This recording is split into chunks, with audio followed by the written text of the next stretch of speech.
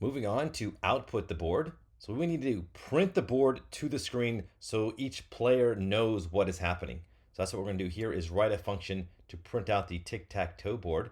So each row of the board should appear on its own line. This function accepts the board as its argument.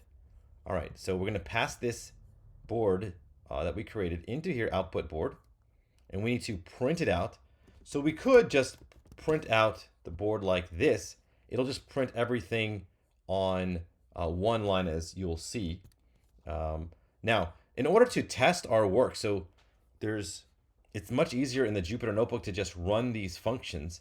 What we're going to do down here is we can run some code inside of the play function, which we'll call play, or we can just run it outside over here. It doesn't really matter. Let's go ahead and comment out this play like this.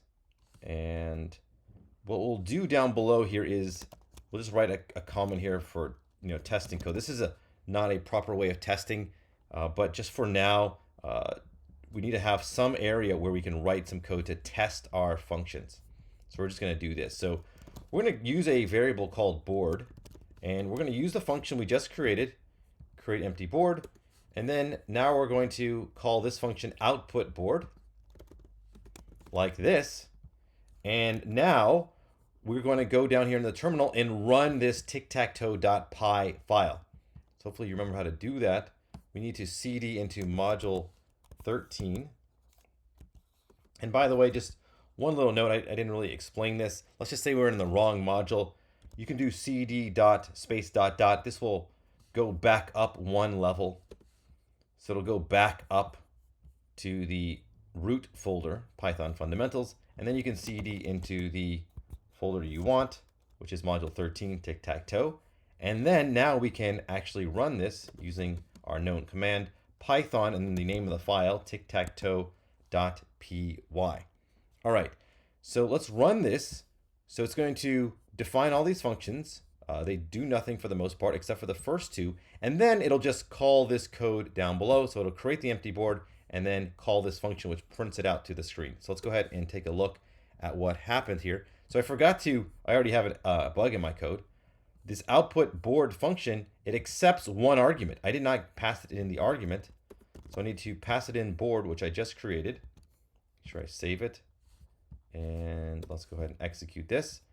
So you can see here, it does print it out to the screen, but it does not print it out in a way that the description says, which is one row at a time.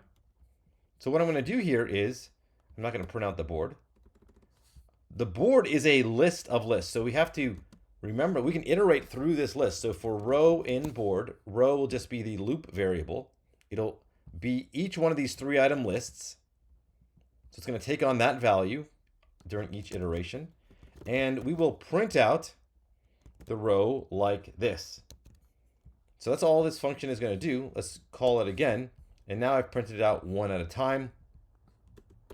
And it doesn't say this, but this will help separate the board. We're going to use another print statement at the very end. This just adds a new line to separate it from the rest of the program. I need to save it.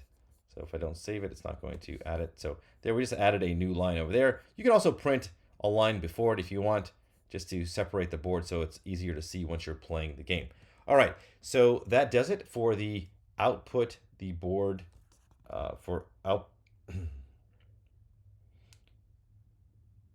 So that does it for output the board.